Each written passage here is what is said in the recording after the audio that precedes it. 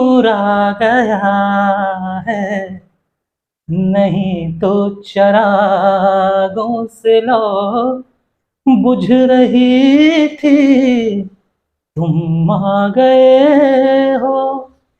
Hello बच्चों, क्या हालचाल? बढ़िया एकदम।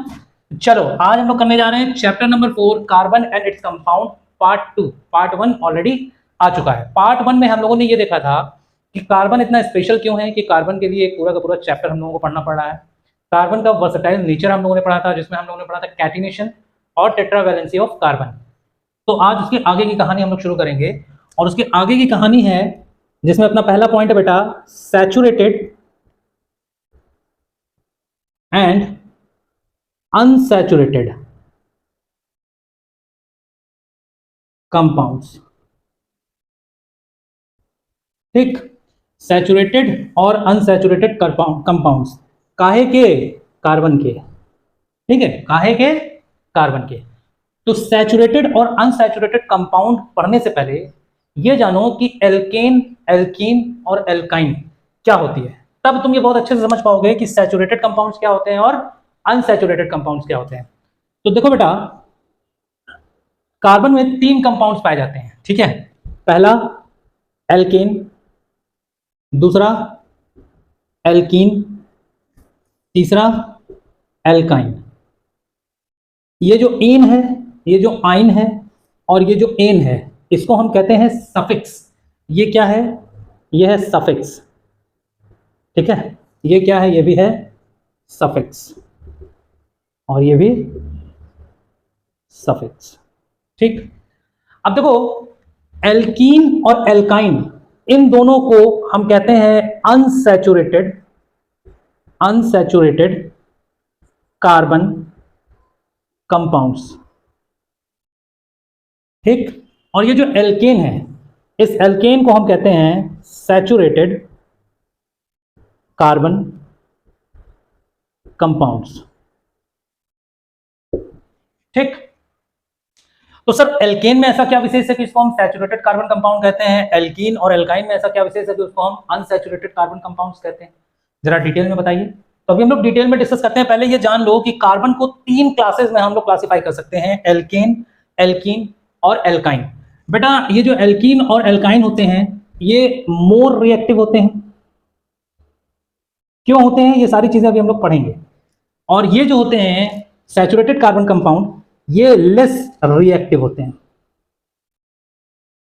ठीक है, ये लेस रिएक्टिव होते हैं और ये मोर रिएक्टिव होते हैं। ठीक, इतनी बात समझ में आ गई? इतनी चीजें नोट कर लिए। अब चलो अब देखते हैं हम लोग कि सर एल्केन है क्या, एल्कीन क्या है और एल्काइन क्या है। चलो देखो, एल्केन, एल्कीन और एल्काइन, इन तीनों को जानने से पहले कार्बन चेन जान लो। कार्बन चेन क्या होती है ये समझो। बेटा अगर एक कार्बन है तो उसको हम कहते हैं मेथ। ये क्या बता रहा है? Number of carbons. ठीक है, तो एक अगर कार्बन है तो उसको हम कहते हैं मेथ, 2 कार्बन है तो उसको हम कहते हैं एथ, 3 कार्बन है तो उसको हम कहते हैं प्रॉप, 4 है तो ब्यूट, 5 है तो पेंट, 6 है तो हेक्स, 7 है तो हेप्ट, 8 है तो ऑक्ट, 9 है तो नून, 10 है तो डेका। ठीक, ये कार्बन चेन है, याद रखना। ये कार्बन चेन है, ये याद रखना, ये इंपॉर्टेंट है बेटा। Carbon chain throughout the career, सिर्फ 10th में नहीं, 11th 12th जेई नीट, जब तक आप पढ़ रहे हो तब तक के लिए ये इंपॉर्टेंट है केमिस्ट्री के फील्ड में। तो ये कार्बन चेन आपको पता होनी चाहिए। अब देखो, जो एल्केन होता है उसका जनरल फॉर्मूला होता है CnH2n+2। एल्कीन का जनरल फॉर्मूला होता है CnH2n और एल्काइन का जनरल फॉर्मूला होता है CnH2n-2। अब ये जनरल फॉर्मूला क्या है सर? समझो, एल्केन जो है सिंपलेस्ट कार्बन का जो कंपाउंड हम लोगों ने पिछले लेक्चर में डिस्कस किया था, वो मीथेन की बात की थी। एक कार्बन था। ठीक, तो एक कार्बन के साथ कार्बन की कितनी वैलेंसी होती है? 4। चारों वैलेंसी को अगर हमने हाइड्रोजन से फिल कर दिया तो वो सिंपलेस्ट कार्बन कंपाउंड बन गया। तो C H4, ये क्या बना बेटा, ये बना मीथेन। मीथेन क्यों, देखो एक कार्बन था, एक कार्बन का रूट नेम क्या है, ये कार्बन चेन है ना, इसको हम रूट नेम भी कहते हैं, रूट नेम, ठीक। तो एक कार्बन के लिए रूट नेम क्या था, मेथ, और सफिक्स क्या है, एन। एल्केन में सफिक्स क्या था, एन था, तो देखो मेथ एन, ये क्या बन गया, मीथेन। ये मीथेन हो गया एक कार्बन के लिए। अब एल्कीन, ये मीथेन क्या था, एल्केन था। एल्कीन के लिए अगर हम कार्बन की वैल्यू 1 रखें, मतलब n की वैल्यू 1 है, C1 रखा अगर, तो 2 इंटू 1 क्या हो जाएगा, 2। तो हाइड्रोजन कितना हुआ, 2। देखो n की वैल्यू 1 रखेंगे तो 2 इंटू 1 2 हुआ, हाइड्रोजन कितने आ गए, 2। इसको हम क्या कहेंगे बेटा, इसको हम क्या कहेंगे, मीथेन। तो क्या मीथेन एग्जिस्ट कर सकता है, अभी बात करते हैं इस बारे में। कहेंगे तो मीथेन, ठीक, लेकिन क्या ये एग्जिस्ट करेगा, नहीं। क्यों नहीं करेगा, अभी हम बताते हैं। CnH2n-2, अगर हम एल्काइन की बात करें तो कार्बन में 1 हो गया, हाइड्रोजन में 2 इंटू 1 2, 2 माइनस 2 0, CH0। इसको हम क्या कहेंगे, मिथाइन। मिथाइन, क्या ये एग्जिस्ट करेगा, नहीं। क्या ये एग्जिस्ट करेगा, नहीं। आ रही बात समझ में, क्यों ये दोनों एग्जिस्ट क्यों नहीं करेंगे, देखो बेटा कार्बन की 4 वैलेंसी होती है, 1 2 3 4, ठीक। चारों वैलेंसी में एक भी हाइड्रोजन नहीं है, H0 का मतलब यहां भी हाइड्रोजन नहीं है, यहां भी हाइड्रोजन नहीं है, यहां भी हाइड्रोजन नहीं है, यहां भी हाइड्रोजन नहीं है, चारों वैलेंसी पे हाइड्रोजन नहीं है। तो ऐसा पॉसिबल ही नहीं हो सकता, क्यों, क्योंकि एल्केन, एल्कीन और एल्काइन ये सब के सब क्या है, हाइड्रोकार्बन। क्या है ये, हाइड्रोकार्बन। ये एल्केन, एल्कीन और एल्काइन, ये तीनों क्या हैं, ये तीनों हाइड्रोजन और कार्बन से मिलकर बने कंपाउंड है, जिसको हम कहते हैं हाइड्रोकार्बन कंपाउंड्स, ठीक है। सिंपलेस्ट नेम होता है हाइड्रोकार्बन कंपाउंड। तो ऐसे कंपाउंड जिसमें हाइड्रोजन और कार्बन, सिर्फ हाइड्रोजन और कार्बन हो, उनको हम हाइड्रोकार्बन कंपाउंड्स कहते हैं। तो भैया इस एल्काइन में और इस एल्कीन में ये क्यों नहीं एग्जिस्ट करता, वो अभी हम लोग डिस्कस करते हैं। इस एल्काइन में देखो कार्बन तो है लेकिन हाइड्रोजन नहीं है, क्यों, क्योंकि हाइड्रोजन के 0 एटम है भैया, तो ये एग्जिस्ट ही नहीं कर सकता, मिथाइल एग्जिस्ट नहीं करता, does not exist, does not exist. आ गई बात समझ में, ठीक। तो हाइड्रोकार्बन क्या है ये भी समझ में आ गया। अब देखते हैं हम लोग कि सर मीथेन क्यों नहीं एग्जिस्ट करता है। समझो, एल्केन, एल्कीन और एल्काइन की बात हो रही है बेटा, ठीक है। तो ये तो एग्जिस्ट नहीं करेगा, ये हमें समझ में आ गई बात। अब देखो ये क्यों नहीं एग्जिस्ट करेगा, क्योंकि कार्बन की 4 वैलेंसी होती है साहब, एक पे हाइड्रोजन लगा, 2 पे हाइड्रोजन लगा, CH2, बचे हुए 2 वैलेंसीज पे भी हाइड्रोजन होना चाहिए था, जो कि नहीं है, एल्कीन है ना ये, जो कि नहीं है, तो मीथेन भी एग्जिस्ट नहीं करेगा। आगे बात समझ में, क्योंकि बची हुई 2 वैलेंसी पे और कोई कंपाउंड नहीं लगा सकते, हाइड्रोजन ही लगना चाहिए, हाइड्रोकार्बन है ना भाई, तो methane also does not exist. ये भी क्या होगा, डज नॉट एग्जिस्ट। क्लियर है, समझ में आ गई बात।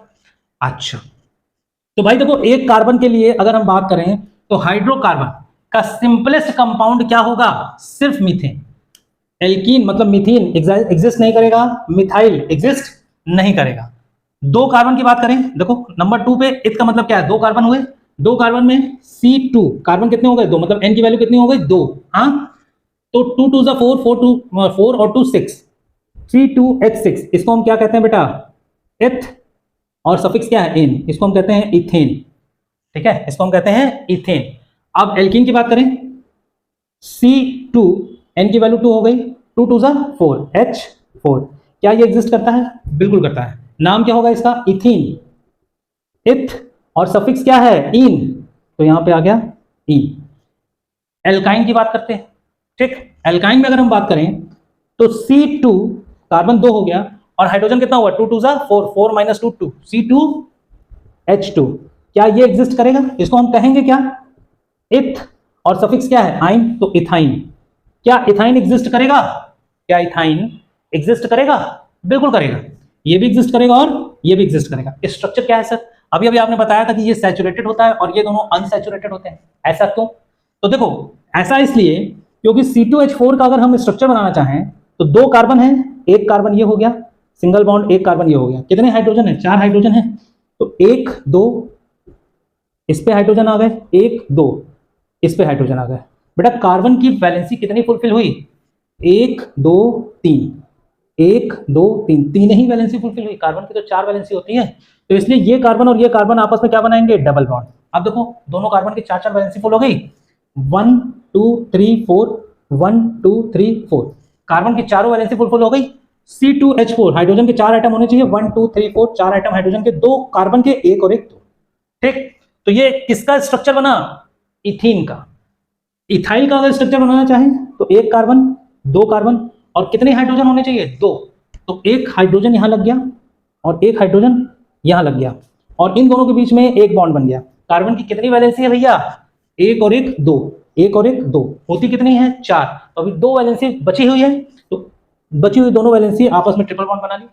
कार्बन और कार्बन के बीच में ट्रिपल बॉन्ड बन गया। तो देखो इस वाले कार्बन की अगर हम बात करें तो 1 2 3 और एक ये 4, इस वाले कार्बन के लिए अगर हम बात करें तो 1 2 3 और एक 4, दोनों कार्बन की 4 वैलेंसी फुलफिल हो गई। तो ये भी एग्जिस्ट करेगा और ये भी एग्जिस्ट करेगा। अच्छा, ये अनसैचुरेटेड क्यों है, देखो इसमें कार्बन और कार्बन के बीच में डबल बॉन्ड है और इसमें कार्बन और कार्बन के बीच में ट्रिपल बॉन्ड है। इसका स्ट्रक्चर अगर हम बनाना चाहें तो क्या है, 2 कार्बन, एक और एक, 2 कार्बन, कितने hydrogen, 6, 1 2 3, 1 2 3, hydrogen hydrogen hydrogen hydrogen hydrogen hydrogen. तो देखो कार्बन की 4 वैलेंसी फुलफिल होनी चाहिए, 1 2 3 4, 1 2 3 4, कार्बन की 4 वैलेंसी फुलफिल है, और 6 हाइड्रोजन होने चाहिए, 6 हाइड्रोजन। इसका मतलब इसमें कार्बन और कार्बन के बीच में सिंगल बॉन्ड ही है, इसीलिए इसको हम क्या कहते हैं, इसको हम सैचुरेटेड कंपाउंड कहते हैं, सैचुरेटेड कंपाउंड। और ये दोनों क्या हैं, ये दो के दोनों क्या हैं, अनसैचुरेटेड कंपाउंड। तो यहां से एक बात क्या समझ में आई कि अनसैचुरेटेड कंपाउंड में कार्बन कार्बन के बीच में या तो डबल बॉन्ड या तो ट्रिपल बॉन्ड होगा, ऐसे कंपाउंड को हम अनसैचुरेटेड कंपाउंड कहेंगे। कार्बन कार्बन के बीच में सिर्फ डबल बॉन्ड होना चाहिए, तो देखो कार्बन और कार्बन के बीच में डबल बॉन्ड है, कार्बन और कार्बन के बीच में ट्रिपल बॉन्ड है, तो इसलिए ये अनसैचुरेटेड कंपाउंड है। यहां पे क्या लिखेंगे, नोट करके, ऐसे कंपाउंड, ऐसे कंपाउंड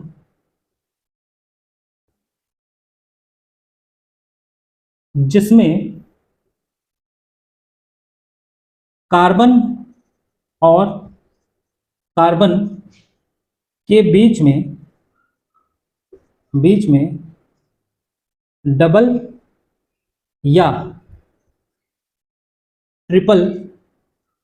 बॉन्ड होते हैं।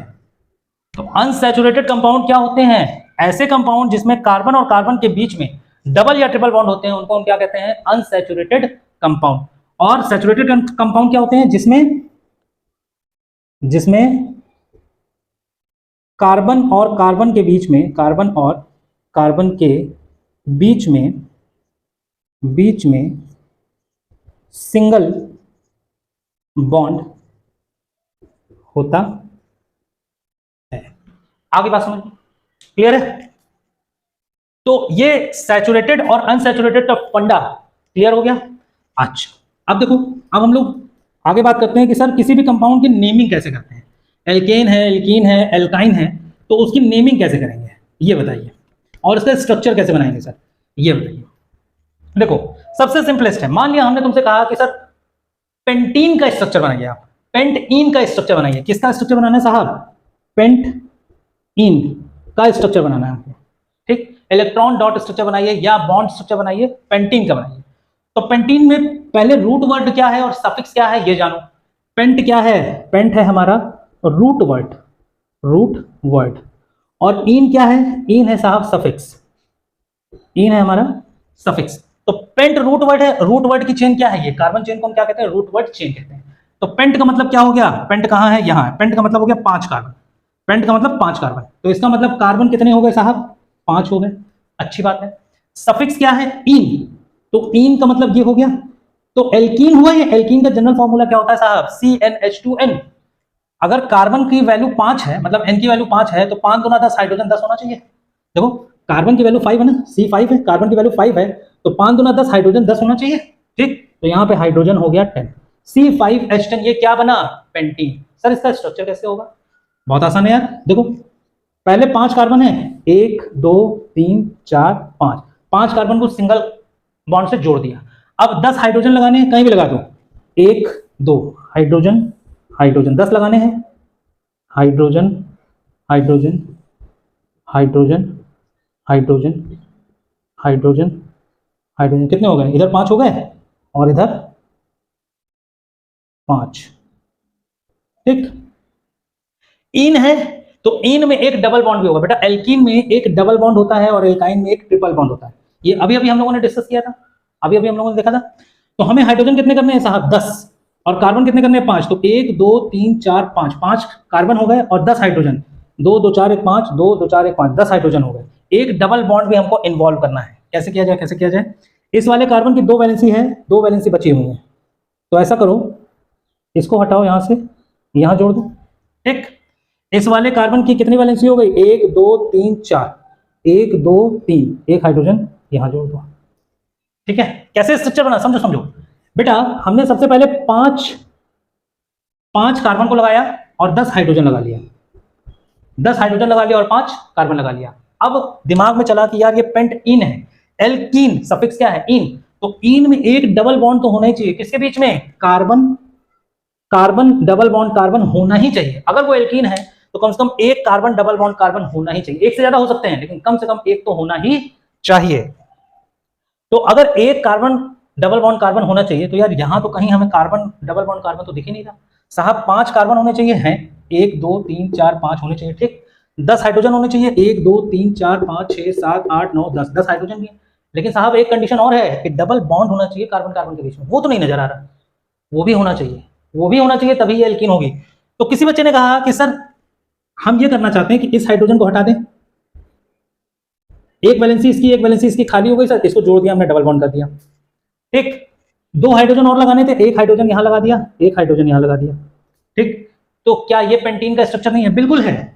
1 2 3 4 5 6 7 8 9 10, 3 2 5 2 7 और 3 10, 10 हाइड्रोजन 5 कार्बन एक डबल बॉन्ड। बिल्कुल ये पेंटीन का स्ट्रक्चर है, बिल्कुल है। ठीक, किसी बच्चे ने कहा नहीं सर हम ये नहीं करना चाहते, हम कहना चाहते हैं कि साहब एक हाइड्रोजन यहां लगाइए, एक हाइड्रोजन यहां लगाइए और इस वाले हाइड्रोजन को हटा के सर आप डबल बॉन्ड यहां कर लीजिए, एक सिंगल बॉन्ड यहां कर लीजिए हाइड्रोजन का। ये भी तो पेंटीन हो गया सर। देखिए 1 2 3 4 5 6 7 8 9 10, 10 हाइड्रोजन हो गए, 5 कार्बन हो गए और एक डबल बॉन्ड हो गया। ये भी तो पेंटीन है। बिल्कुल है, ये भी सही है, ये भी सही है। किसी बच्चे ने कहा कि नहीं सर हम ऐसे भी नहीं चाहते, हम ये चाहते हैं कि सर आप इधर वाला ये हटाइए, इधर वाला हाइड्रोजन हटाइए, ये डबल बॉन्ड करिए आप और यहां हाइड्रोजन लगाइए, यहां हाइड्रोजन लगाइए। ठीक है, तो देखो इस वाले कार्बन की 1 2 3 4, 1 2 3 4 वैलेंसी फुलफिल है और 10 हाइड्रोजन भी हैं, 3 2 5 2 7 8 9 10, 10 हाइड्रोजन 10 कार्बन, 10 हाइड्रोजन 5 कार्बन और एक डबल बॉन्ड। तो क्या ये पेंटीन का स्ट्रक्चर नहीं है? बिल्कुल है। तो सर सही कौन सा है? 3 स्ट्रक्चर आपने बनाए, एक डबल बॉन्ड यहां बनाया, फिर एक डबल बॉन्ड यहां बनाया, फिर एक डबल बॉन्ड यहां बनाया, इन तीनों में से सही कौन सा? तीनों सही है, तीनों सही है। तो सर एग्जाम में कौन सा लिखेंगे? तीनों में से कोई भी लिख के आओ, तीनों सही है। ये 3 के तीनों स्ट्रक्चर क्या कहलाते हैं? आइसोमर्स। बेटा क्या कहलाते हैं ये? Isomers, isomers, isomers. ठीक है, तो आइसोमर्स क्या कहलाते हैं भैया? वो कंपाउंड जिनके सेम मॉलिक्यूलर फॉर्मूला हो लेकिन स्ट्रक्चर डिफरेंट डिफरेंट हो, उसको हम आइसोमर्स कहते हैं। ठीक, क्लियर हुआ? तो आई थिंक यहां पे आपको एल्केन, एल्कीन और एल्काइन समझ में आया होगा। सैचुरेटेड कार्बन कंपाउंड्स क्या होते हैं, अनसैचुरेटेड कार्बन कंपाउंड्स क्या होते हैं, ये समझ में आया होगा।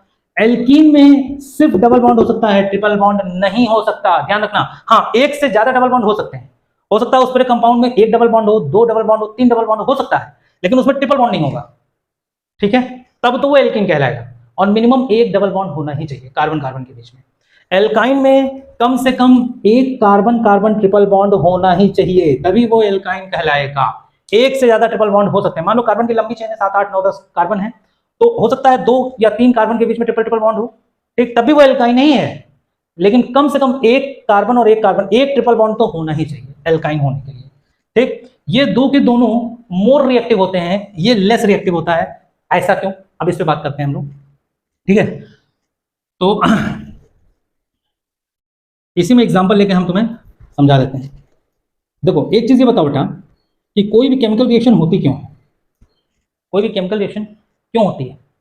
अपने आप को स्टेबल करने के लिए। कोई भी कंपाउंड अगर किसी केमिकल रिएक्शन में पार्ट ले रहा है तो वो उस रिएक्शन में इसीलिए पार्ट ले रहा है क्योंकि वो अनस्टेबल है, अपने आप को और ज़्यादा स्टेबल करना चाहता है, तभी तो वो केमिकल रिएक्शन में पार्ट ले रहा है।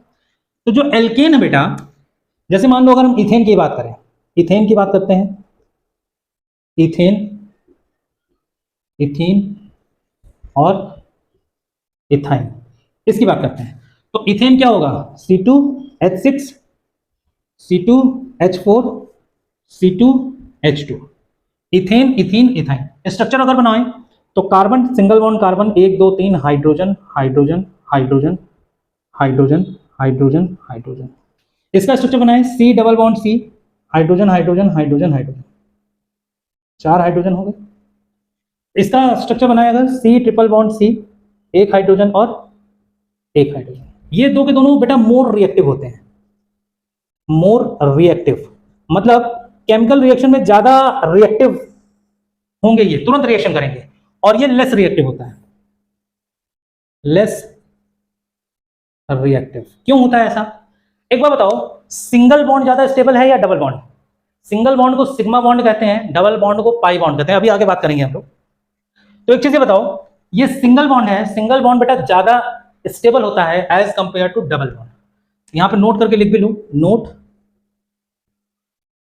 Single bond, single bond is more stable as compare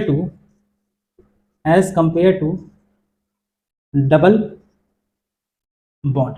double bond के रिस्पेक्ट में, या डबल बॉन्ड और ट्रिपल बॉन्ड, और ट्रिपल बॉन्ड, ठीक है। इसी को हम लोग सिग्मा पाई के रेफरेंस में अभी समझ लेंगे। सिंगल बॉन्ड ज्यादा स्टेबल है, डबल बॉन्ड लेस स्टेबल है। तो जब ये कंपाउंड ऑलरेडी स्टेबल है यार, मतलब कार्बन और कार्बन, हाइड्रोजन तो सिंगल बॉन्ड से बंधा ही है, कार्बन और कार्बन जब सिंगल बॉन्ड से बंधा है, इसका मतलब ये कंपाउंड ज्यादा स्टेबल है ना यार। यहाँ पे कार्बन और कार्बन डबल बॉन्ड है, यहाँ पे कार्बन और कार्बन ट्रिपल बॉन्ड है। डबल बॉन्ड और ट्रिपल बॉन्ड लेस स्टेबल होता है गद्दा। अगर कार्बन का बॉन्ड लेस स्टेबल है तो ये कंपाउंड भी तो लेस स्टेबल होगा यार। ये केमिकल रिएक्शन में पार्ट लेगा अपने आप को और ज्यादा स्टेबल करने के लिए। जब इसकी बारी आएगा तो ये कहेगा यार हम काहे को जाएं, हम तो पहले से स्टेबल है। कार्बन कार्बन के बीच में सिंगल बॉन्ड है, सिंगल बॉन्ड ज्यादा स्टेबल होता है as compared to double bond और ट्रिपल बॉन्ड। तो जब हम ऑलरेडी स्टेबल हैं तो हम केमिकल रिएक्शन करेंगे क्यों? आ रही बात समझ में? तो जब ये केमिकल रिएक्शन नहीं करेगा तो ये लेस रिएक्टिव हुआ। किसी भी केमिकल रिएक्शन को देख के ये मुंह बना लेगा, नहीं नहीं हमें तो नहीं करना, हम तो स्टेबल है, तो ये लेस रिएक्टिव हुआ। और ये दोनों जैसे ही किसी केमिकल रिएक्शन को देखेंगे तुरंत कूद पड़ेंगे, भैया हम अनस्टेबल हैं, हमें स्टेबल बनना है। तो स्टेबल बनने के लिए हमें केमिकल रिएक्शन करनी पड़ेगी। तो इसीलिए ये और ये क्या होते हैं, मोर रिएक्टिव, ये होता है लेस रिएक्टिव। तो समझ में आ गई बात कि अनसैचुरेटेड कंपाउंड्स मोर रिएक्टिव होते हैं एज कंपेयर टू सैचुरेटेड, क्योंकि सैचुरेटेड क्या होता है, लेस रिएक्टिव। बेटा अब जरा बात कर लेते हैं हम लोग सिग्मा बॉन्ड की। सिग्मा बॉन्ड को सिंगल बॉन्ड भी कहते हैं। सिंगल बॉन्ड जो होते हैं वो सिग्मा बॉन्ड ही होते हैं, सिंगल बॉन्ड रिप्रेजेंट करते हैं ऐसे, सिग्मा बॉन्ड, ठीक। और पाई बॉन्ड की, पाई बॉन्ड, तो जितने भी तुम्हारे डबल बॉन्ड है और ट्रिपल बॉन्ड है, डबल और ट्रिपल बॉन्ड, इन सबको हम क्या कहेंगे, पाई बॉन्ड, रिप्रेजेंट करेंगे पाई बॉन्ड से, ठीक है। तो सिग्मा बॉन्ड और पाई बॉन्ड के बीच में क्या है बेटा, नोट यहां करके लिखो क्या, कि sigma bond is more stable, stable कह लो या स्ट्रॉन्गर कह लो, स्ट्रॉन्गर देन पाई बॉन्ड। इसका मतलब सिग्मा बॉन्ड ज्यादा स्टेबल होगा या स्ट्रॉन्ग होगा as compared to pi bond. तो स्ट्रॉन्ग, अगर हम स्टेबिलिटी के ऑर्डर में लिखें तो हम कह सकते हैं कि ऑर्डर ऑफ स्टेबिलिटी क्या हो जाएगी, sigma bond is greater than pi bond. ये दिमाग में बैठा लेना कि सिग्मा बॉन्ड ज्यादा स्टेबल होता है, ज्यादा स्ट्रॉन्ग होता है as compared to pi bond. अब देखो कुछ कंपाउंड ले लेते हैं हम लोग और उसमें जरा नंबर ऑफ सिग्मा बॉन्ड और नंबर ऑफ पाई बॉन्ड निकालते हैं। देखो पहला कंपाउंड है अपना इथेन, C2H6, फिर C2H4, फिर C2H2। इथेन, इथीन, इथाइन, क्या है ये इथेन है भाई, ये इथीन है और ये इथाइन है। ये इथेन, इथीन, इथाइन क्यों है ये हम लोग अभी डिस्कस कर चुके हैं एल्केन, एल्कीन और एल्काइन में। इसका स्ट्रक्चर क्या होगा, 2 कार्बन है, 1 2 6 hydrogen, 1 2 3 4 5 6 hydrogen hydrogen hydrogen hydrogen hydrogen hydrogen. इसमें क्या हो जाएगा, 2 कार्बन है, डबल बॉन्ड जोड़ दो, इथीन एथीन है ना, एल्कीन, तो डबल बॉन्ड होगा, 4 हाइड्रोजन है, तो 1 2 3 4, ये ये ये एक्चुअली ऐसे नहीं होगा, ये ऐसे होगा, ठीक। और इथीन ट्रिपल बॉन्ड होगा, आइन है, 1 हाइड्रोजन इधर 1 हाइड्रोजन इधर, ठीक। अब हमें क्या बताना है, number of sigma bond and pi bond in each of the compound. पहला कंपाउंड ये है, दूसरा ये है, तीसरा ये है, ठीक। अच्छा, इसमें कौन ज्यादा रिएक्टिव होगा, कौन लेस रिएक्टिव होगा, ये तो पता ही है, ये लेस रिएक्टिव होगा, ये और ये ज्यादा रिएक्टिव होंगे। इन दोनों में भी सबसे ज्यादा रिएक्टिव कौन होगा, सबसे ज्यादा रिएक्टिव ये, देन ये, देन ये, सबसे ज्यादा रिएक्टिव ये, फिर ये, फिर ये कौन सा ऑर्डर बना, ऑर्डर ऑफ रिएक्टिविटी। ये है सबसे ज्यादा रिएक्टिव, फिर ये, और सबसे कम ये, ऑर्डर ऑफ रिएक्टिविटी। अब जरा सिग्मा बॉन्ड और पाई बॉन्ड हम लोग निकाल लें इसमें। क्यों रिएक्टिविटी का ऑर्डर ये बना, क्योंकि इसमें ज्यादा पाई बॉन्ड है, लेस स्टेबल है, इसमें कम पाई बॉन्ड है, और इसमें पाई बॉन्ड है ही नहीं। देखते हैं, पाई बॉन्ड बोले तो सिंगल बॉन्ड, और किसी भी कंपाउंड में जो पहला बॉन्ड बनता है बेटा वो हमेशा सिग्मा बॉन्ड बनता है, चाहे वो ऑर्गेनिक कंपाउंड हो चाहे वो इनऑर्गेनिक कंपाउंड। ऑर्गेनिक कंपाउंड क्या होते हैं, जिनमें कार्बन होता है, देखो यहाँ भी कार्बन है, यहाँ भी कार्बन है, यहाँ भी कार्बन, कार्बन की बात होती है, हाइड्रोजन की बात नहीं होती। तो जिन भी कंपाउंड में कार्बन अवेलेबल है वो ऑर्गेनिक कंपाउंड कहलाते हैं, और जिनमें कार्बन अवेलेबल नहीं है वो इनऑर्गेनिक। जैसे अमोनिया NH4, NH4 में नाइट्रोजन और हाइड्रोजन है, कंपाउंड तो है ना अमोनिया, लेकिन वो ऑर्गेनिक नहीं है, इनऑर्गेनिक है। मीथेन CH4 ये ऑर्गेनिक है, क्यों, क्योंकि इसमें कार्बन है। तो ऑर्गेनिक कंपाउंड जिसमें कार्बन है, इनऑर्गेनिक जिसमें कार्बन नहीं है। लेकिन सिग्मा बॉन्ड का क्या कंसेप्ट है कि चाहे वो ऑर्गेनिक कंपाउंड हो चाहे वो इनऑर्गेनिक कंपाउंड हो, जब भी 2 एटम के बीच में अगर कोई बॉन्ड बन रहा है तो वो पहला बॉन्ड हमेशा सिग्मा बॉन्ड बनेगा, ठीक। आगे बात समझ में। तो देखो इसमें एक बॉन्ड ये है, ये है, ये है, 1 2 3 4 5 6 7, 1 2 3 4 5 6 7, 7 sigma bond, 0 pi bond. Double bond तो है ही नहीं ना, पहला बॉन्ड जो बनेगा वो सिग्मा बनेगा, उसका जितने भी बनेंगे वो सब के सब क्या बनेंगे, पाई बॉन्ड। इसमें देखो 1 2 3 4, और जो पहला वाला बॉन्ड बना होगा वो तो सिग्मा ही बॉन्ड होगा ना भैया, ये तो सिग्मा ही बॉन्ड होगा, जो दूसरा बना होगा वो पाई होगा, पहला वाला तो सिग्मा होगा ना। तो 1 2 3 4 और एक ये 5 सिग्मा बॉन्ड और 1 पाई बॉन्ड, एक ही तो पाई बॉन्ड है तो 1 पाई बॉन्ड। इसमें देखो 1 2 और ये पहला वाला क्या है, ये पहला वाला सिग्मा बॉन्ड होगा, और ये वाला ये दो के दोनों क्या होंगे, पाई बॉन्ड। तो 1 2 3 सिग्मा बॉन्ड है, और 1 और 1 2 पाई बॉन्ड है। तो सबसे ज्यादा रिएक्टिव ये होगा, क्यों, क्योंकि इसमें पाई बॉन्ड ज्यादा है। उससे कम रिएक्टिव ये होगा, क्यों, क्योंकि इसमें पाई बॉन्ड है लेकिन इससे कम है। और सबसे कम ये, क्यों, क्योंकि इसमें पाई बॉन्ड है ही नहीं, ठीक है। आगे बात समझ में। तो पाई बॉन्ड और सिग्मा बॉन्ड अगर हम निकाल पाते हैं तो हम ये जान सकते हैं कि कौन सा कंपाउंड ज्यादा रिएक्टिव है, कौन सा कंपाउंड लेस रिएक्टिव है। अच्छा, ये तो हो गया। अब जरा एक और मैं दे रहा हूं, उसमें जरा तुम बताओ फटाफट, कितना सिग्मा और कितना पाई बॉन्ड। देखो अब मैं दे रहा हूं तुम्हें क्या देता हूं,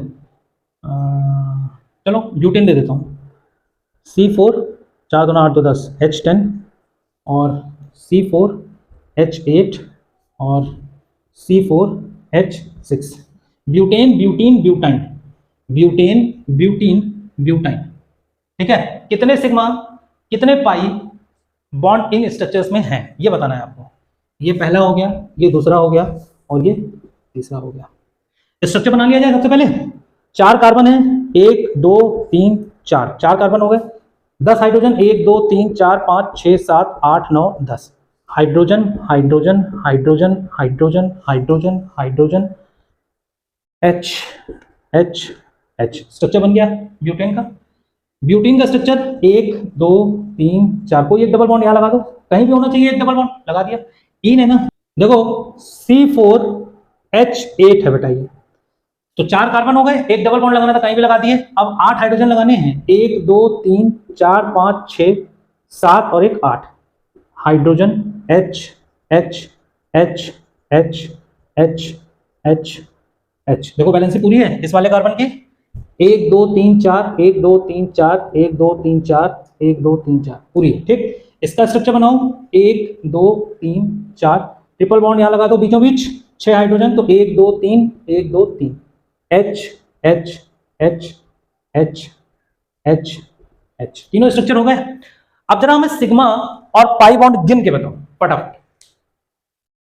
1 2 3 4 5, चलो देखो सिग्मा बॉन्ड कितने हैं, 1 2 3 4 5 6 7 8 9 10 11 12 13, 13 सिग्मा बॉन्ड है इसमें। पहला बॉन्ड जो भी बनेगा वो सिग्मा बॉन्ड बनेगा। देखो 1 2 3 4 5 6 7 8 9 10 11 12 13, 13 सिग्मा बॉन्ड है और 0 पाई बॉन्ड है। इसमें देखो 1 2 3 4 5 6 7 8 9 10 11, बेटा जो पहला बॉन्ड बना होगा ये तो सिग्मा ही होगा ना, दूसरा वाला पाई बॉन्ड होगा, पहला वाला तो सिग्मा ही होगा ना। तो देखो 1 2 3 4 5 6 7 8 9 10 11, 11 सिग्मा बॉन्ड और एक पाई बॉन्ड है तो 1 पाई बॉन्ड। ठीक, आ गई बात समझ में। इसकी बात करते हैं 1 2 3 4 5 6 7 8 9, देखो यहां पे भी जो पहला बॉन्ड होगा वो सिग्मा ही होगा बेटा, और बचे हुए दोनों बॉन्ड क्या हो जाएंगे, पाई बॉन्ड, बचे हुए दोनों क्या होंगे, पाई बॉन्ड। ठीक, तो 1 2 3 4 5 6 7 8 9, 9 सिग्मा बॉन्ड और 2 pi bond. Order of stability की अगर हम बात करें तो सबसे ज्यादा स्टेबल ये होगा, उससे कम ये होगा, उससे कम ये होगा। ऑर्डर ऑफ रिएक्टिविटी की बात करें तो सबसे ज्यादा रिएक्टिव ये होगा, उससे कम ये होगा, और ये तो रिएक्टिव होगा ही नहीं। इन दोनों के कंपैरिजन में ये रिएक्टिव नहीं होगा क्योंकि इसमें पाई बॉन्ड नहीं है। समझ में आ गई बात। चलो